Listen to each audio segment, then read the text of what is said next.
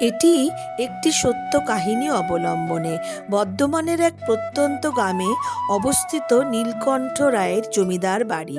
বাড়িটি 200 বছর ধরে অভিশপ্ত। এক অতৃপ্ত আত্মার অভিশাপে সেই বংশে অকাল মৃত্যু ও অশান্তি লেগেই থাকত।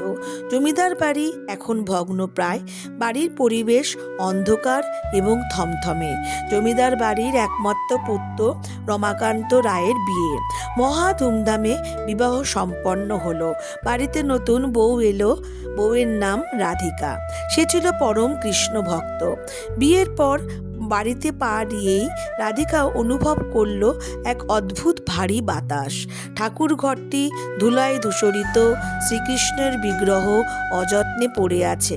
রাধিকা ঠিক করল এই বাড়ির আধার সে দূর করবেই, কিন্তু কি করে?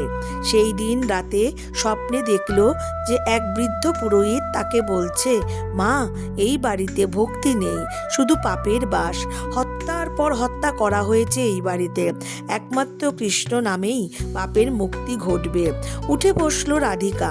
পরের দিন রাধিকা সারাদিন উপোস করে নিজের হাতে ঠাকুরঘর পরিষ্কার করলো, তুলসী তলায় প্রদীপ দিল, মন্দিরে ঘণ্টা বাজিয়ে পুজো করলো। সবাই অবাক হয়ে গেল। দীর্ঘদিন কঠোর অসুখে ভুগছিলেন জমিদার নীলকান্ত রায়। সেদিন হলো রাস পূর্ণিমার দিন। চাঁদের আলোয় মন্দির প্রাঙ্গণ চকচক করছে। রাধিকা চারিদিকে প্রদীপ জ্বালিয়ে দিল, ফুল দিয়ে সুন্দর করে রাধাকৃষ্ণকে সাজালো। যখন পুজোয় রাধিকা বসলো, চারিদিকে কালো করে প্রবল ঝড় এলো। রাধিকা অবিচল রইল। চারিদিকে চন্দন আর ধূপের সুবাসে ভরে গেল। অভিশপ্ত আত্মার তীব্র চিৎকার শুনতে পাওয়া গেল জমিদার বাড়ি থেকে। মন্দির থেকে এক স্বর্গীয় আলোর জ্যোতি বেরিয়ে এলো। নীলকান্ত রায় সুস্থ হয়ে মন্দিরের দিকে দৌড়ে গেলেন। শ্রীকৃষ্ণের কাছে ক্ষমা চাইলেন। রাধিকাকে প্রাণ ভরে আশীর্বাদ করলেন। রাধিকার অবিচল ভক্তি আর রাধাকৃষ্ণের অশেষ কৃপায় 200 বছরে অভিশাপ চিরতরে মুছে গেল। অনেক মানুষের হত্যার ইতিহাস, রক্তের দাগ থেকে জমিদার বাড়ি প্রায় 200 বছর বাদে মুক্তি পেল।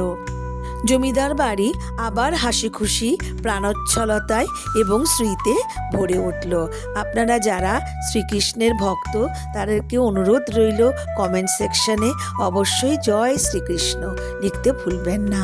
আর এই গল্পটি যদি ভালো লাগে তাহলে এই চ্যানেলটিকে সাবস্ক্রাইব করবার এবং লাইক করবার অনুরোধ রইল। নমস্কার।